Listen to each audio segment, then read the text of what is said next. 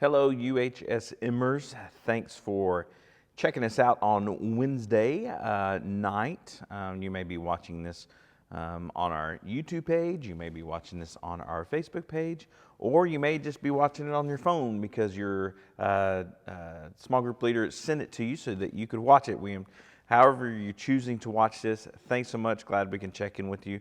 Hope you're in your digital community. If not, be sure that you get into one soon and invite some of your friends into it. We got a fun night lined up for you, and got praise and worship. We got teaching for you, but I wanted to kick things off with a new fun little bit we're going to do on Wednesday nights. And you got some fantastic adult leaders that are part of our church, and one of those is Joel Hambright. If you never talked to Joel, he is one of the best storytellers. I love it.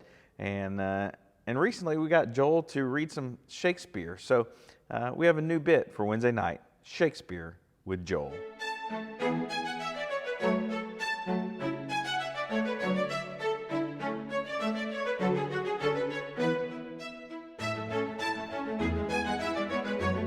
Good afternoon, everyone.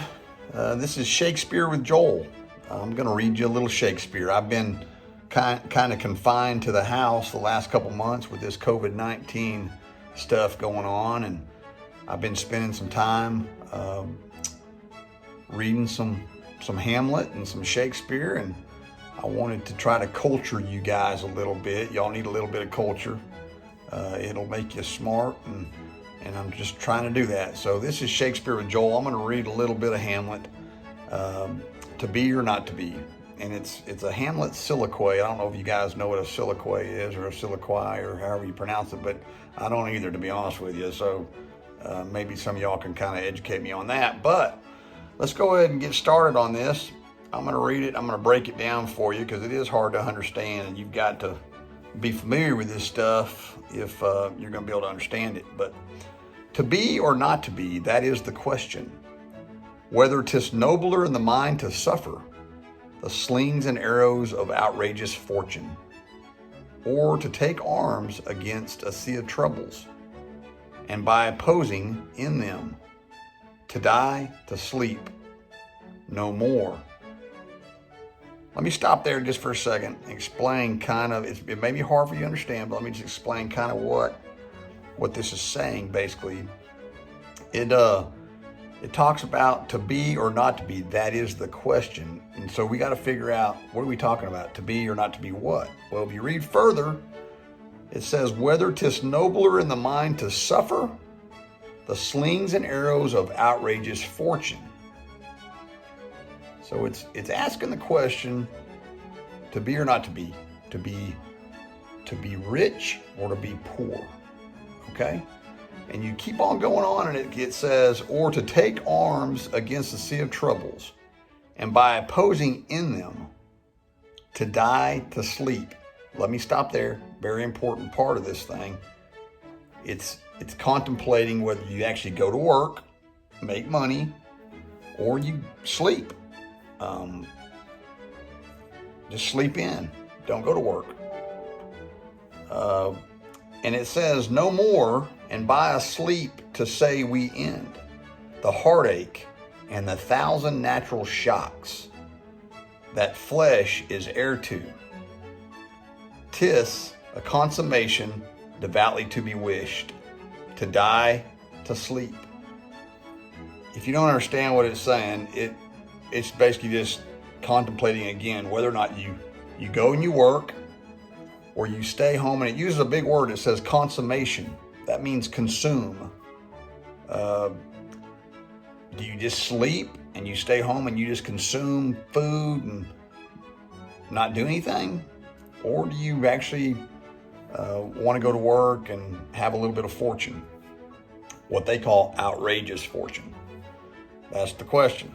Anyways, devoutly to be wished, to die, to sleep.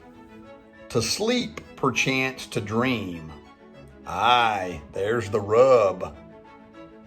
For in that sleep of death, what dreams may come, when we have shuffled off this mortal coil, must give us pause. There's the respect that makes calamity of so long life. It just talks about, if you hadn't figured it out yet, if you're not used to reading this kind of stuff, we are in East Texas. I would encourage you guys to try to broaden your mind a little bit and start reading some of this stuff. But it just talks about, it contemplates whether you sleep or you go to work. And it says outrageous fortune. So you guys, that's up for y'all to decide. My boys have already read this. They definitely have the sleep part down. It's up for you to decide it leaves it kind of open-ended. It's up for you to decide which way you need to go, okay? Anyways, but this is Shakespeare with Joel, and if you have any questions, man, feel free to, y'all know me. Y'all can reach out to me. Give me a call. Bye.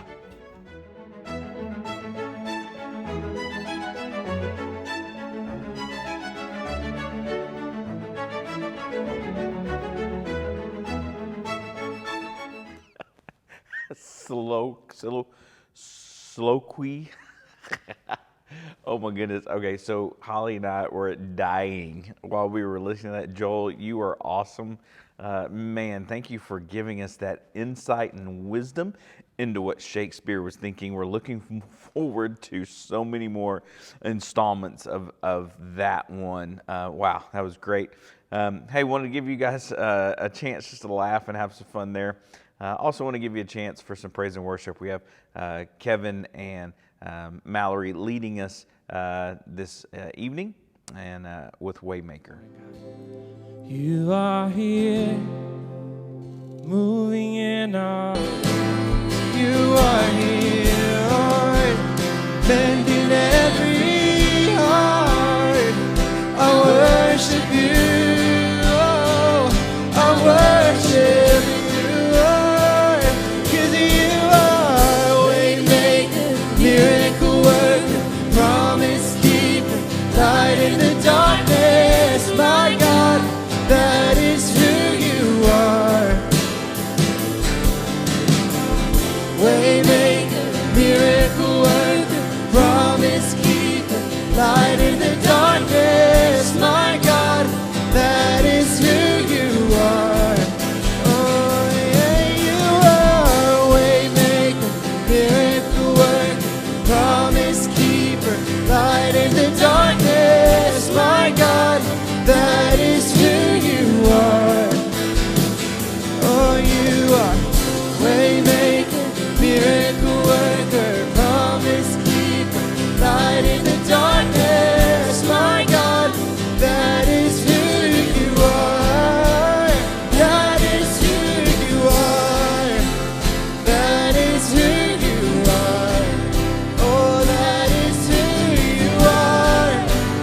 That is who you are. That is who you are. That is who you are. Oh, that is who you are. That is who you are. You are waymaker, miracle worker, promise keeper, light in the darkness, my God, that is who you are. 'Cause you are waymaker, miracle worker, promise keeper, light in the darkness, my God, that is who you are. Even though we don't see it, even when I don't see it, you're working. Even when I don't feel it, you're working. You never stop working. You never stop, you never stop. No, he doesn't. Come on. Even when I don't see it, you're working. Even when I don't feel it, you're working. You never stop working. You never stop. Let's shout it out. Oh, even when I don't see it, you're working. Even when I don't feel it, you're working. You never stop working. You never stop working. Even when I don't see it, you're working. Even when I don't feel it, you're working. You never stop You never stop working. You never stop. You never stop. You are Waymaker, miracle worker, promise keeper, light in the darkness. My God, that is who you are. Oh, you are Waymaker, miracle worker, promise keeper, light in the darkness. My God, that is who you are. Oh, that is who you are. That is who you are. That is who you are. That is who you are. That is who you are. That is who you are. That is who you are. That is who you are. Waymaker, miracle worker, promise keeper, light in the darkness. My God, that is who you are. Hey guys, thanks so much for leading us in worship. Moving to our teaching time. This is our last week of the Storyteller series, and we have a kind of a guest speaker that will be speaking for us. Her name is Crystal Cox. I know you're going to enjoy listening to what she has to say and for her teaching this evening.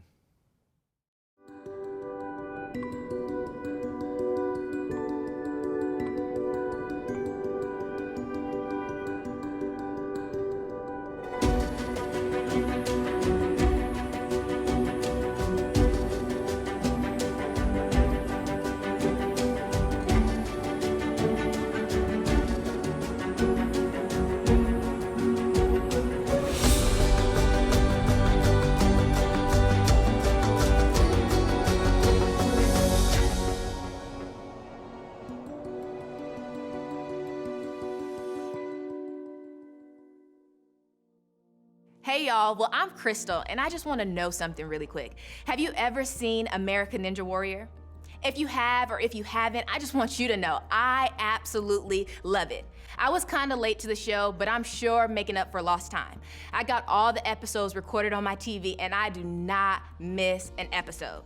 So if you have seen it or if you haven't, it's an obstacle course challenge where athletes all over the world come to compete to get through a variety of jumps, swings, rope challenges just to get to the red buzzer at the end of the course. One of my favorite competitors is a weatherman, and he looks totally normal. Listen, he crushes the course, he makes it look super simple, and so simple that when I watch him, I think to myself, Crystal, you can definitely do it. If the weatherman can do it, you can do it too. I wonder why some competitors can't get very far, why they fall when others fly through. I think if given the chance, I can probably do better. But then I think back at a story one time where I was taking my nephews to the park. And I remember there were some monkey bars there, and they were like, Auntie, let's race on the monkey bars. Let's do the best out of 3. And so I was like, absolutely. I knew I was gonna beat these 8-year-old boys on these monkey bars because I have a longer reach, and I just knew that I was better. So I started climbing and swinging from each bar, and then I thought, well, it'll be quicker if I can just skip some of the bars. So I tried to skip the bars, and I don't know what happened. I can't even tell you, but I fell right on my knees, and all I can see is these little 8-year-olds laughing hysterically. So what I realized is being an American Ninja Warrior is way harder than it looks. And I'm about to take a quick left turn. You know what else is harder than what it looks and sounds? Forgiveness. And that's what we're gonna be talking about today. And it sounds pretty straightforward. It's easy to say, I forgive you. And forgiveness is easy to talk about. You can go to your group tonight and have a discussion about forgiveness, and the discussion will be easy for you. You understand the idea of forgiveness. You know when someone hurts you in some way, you should forgive them. That's why we shouldn't hold grudges. You know you should let them off the hook and not try to pay them back for what they did to you. We all get that. And if you have siblings, you really get it. Your parents probably drilled it into your head. So no, it's not a new concept for you. This isn't anything you've never heard before. But just like the monkey bars at the park for me, or a full American Ninja Warrior course, it's a lot easier said than done. because forgiveness is super easy until you have to do it. And that creates two problems for us. The first is when we resist forgiveness, it's hard to love our friends or anyone of that matter because people require forgiveness. That's part of being human. People will hurt your feelings, say things they shouldn't, do things they shouldn't, and when we don't forgive, love isn't possible. But that's not all. The second thing is not forgiving makes it hard to follow Jesus because forgiveness, as we'll see, was a big, big deal to him. It's one of the main things he asked us to do if we're gonna call ourselves followers of Jesus. Jesus knew we couldn't skip this, which is why Jesus told stories about forgiveness and modeled forgiveness for us. He knew even if we understood the idea of it, we would still struggle to do it. I mean, I struggle daily. The good news, though, is he hasn't asked us to do anything he wasn't willing to do himself. Jesus knew what it was like to hurt. He knew it was painful when people do you wrong. He knew forgiveness is easy to understand and difficult to carry out. And he knows it's tougher than what it seems because he's done it all. But his followers knew forgiveness was a challenge too. That's why Peter, one of his 12 disciples and one of the 3 that was especially close to Jesus, asked Jesus in Matthew 18 and 21, "Lord, how many times shall I forgive my brother or sister who sins against me? Up to 7 times?" Peter is aware that forgiveness is difficult, which is why he keeps asking just how much is required of him and no more. He wants to know just how responsible he has to be let off the hook. It's like when your coach tells you that you are going to run, your first question is something like, how far? How long? When will the pain stop? Running is hard. And believe me, I get that. It's tiring. And you want to know, when will the pain end? Forgiveness is just like that. Peter wanted to know when it could be over. Forgiveness is super, super challenging. And Peter wants to know how far he has to run with this forgiveness stuff. It's like he wants to know how close can he get to the line without actually crossing it. He's asking, can I stop after 7 times? And Peter thinks he is actually going up and beyond by suggesting 7 times. It seems like a good number, huh? When Peter attempts to make himself look good in front of the other guys to get Jesus to say to him, "Peter, wow, you are so spiritually holy. Good job, buddy." So you can imagine Peter's surprise when Jesus responds by saying, "I tell you, not 7 times, but 77 times. Listen, I can only imagine what Peter is thinking. Like, what? The good news is Jesus didn't actually mean we forgive someone literally 77 times. But the bad news is he had something much bigger in mind. So Jesus tells a story. We'll pick up right here in Matthew 18 and 23. "Therefore, the kingdom of heaven is like a king who wanted to settle accounts with his servants. As he began the settlement, a man who owed him 10,000 bags of gold was brought to him. Since he was not able to pay, the master ordered that he and his wife and his children and all that he had be sold to repay the debt. At this, the servant fell on his knees before him. 'Be patient with me,' he begged, 'and I will pay back everything.' The servant's master took pity on him, canceled the debt, and let him go." And just so we're clear, 10,000 bags of gold is like millions of dollars today. So this wasn't pocket change. And the ones listening to this story know that. And they are sitting there going, "That is wild. He just forgave the whole debt." What would you feel if right now you owed somebody $1.5 million and you didn't have the money to pay them back? And they wanted it now, and they were going to arrest you. And if you were consumed with this debt, all you would think about and worry about is how were you going to repay it? It's all consuming. So when the king told the guy that the debt was canceled and he never owed him anything, the weight off his shoulders would have been astounding. And we expect that he could be incredibly impacted by his gift. We expect that he would be incredibly impacted by this. Because that's such a gift. Like, that is super life-changing stuff. I'm still waiting for someone to do that to me. You don't ever forget moments like this. But that's not the end of the story. Jesus continues. But when that servant went out, he found one of his fellow servants who owed him 100 silver coins. Right there, you know what this guy's supposed to do. Easy answer, right? Given how much he was just forgiven, what would have been over $1 million in our time? Of course, he would forgive this teeny tiny 100 silver coins. So you may be asking, what happened next? He grabbed him and began to choke him. Pay back what you owe me, he demanded. His fellow servant fell to his knees and begged him, be patient with me, and I will pay it back. But he refused. Instead, he went off and had the man thrown into prison until he could pay the debt. You see, obviously, we thought the story would go a little bit different because forgiveness made sense. But I'm telling you, just because we understand what should happen with forgiveness doesn't mean it's easy for us. It makes sense, but forgiveness is super hard. The parable makes it very clear, but Jesus didn't let us off the hook just because it's difficult. Check out his point as he closes out the story.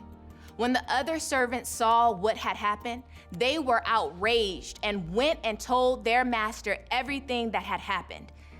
Then the master called the servant in. You wicked servant, he said. I canceled all that debt of yours because you begged me to. Shouldn't you have had mercy on your fellow servant just as I had on you? In anger, his master handed him over to the jailers to be tortured until he should pay back all he owed. The owner is like, come on, man. This was simple. You knew what you were supposed to do.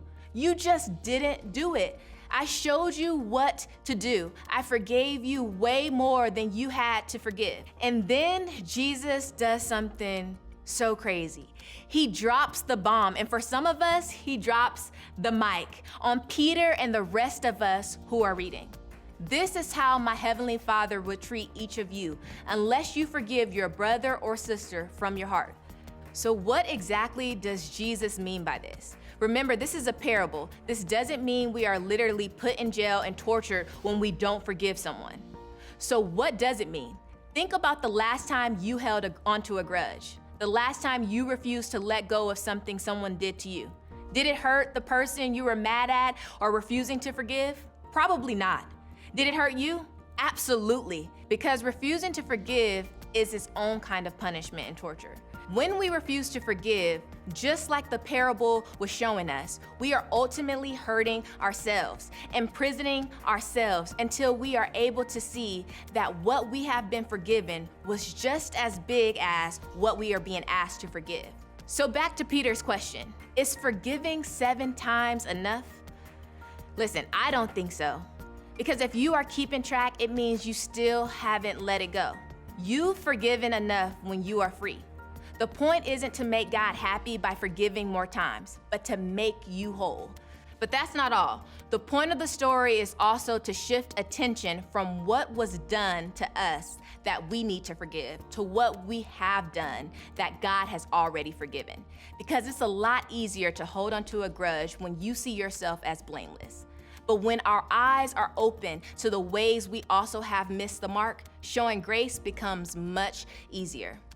And let's be clear, Jesus has forgiven us a lot. I know he's forgiven me a ton. He's forgiven everyone so much. Every lustful thought, every secret sin, every lie, every addiction, every unkind word that we have said, every hateful thought, every anger outburst, every violent crime, every crime committed by a criminal, he has forgiven. Forgiveness becomes a little easier in light of the enormous debt God has forgiven us. We will never be able to pass along forgiveness to others when we are unwilling to see how often we have messed up. As long as we think we are better than someone else and their mistakes against us, forgiveness will be a tough thing for us to demonstrate. And the thing we need to remember most is just like the parable points out, it's all connected.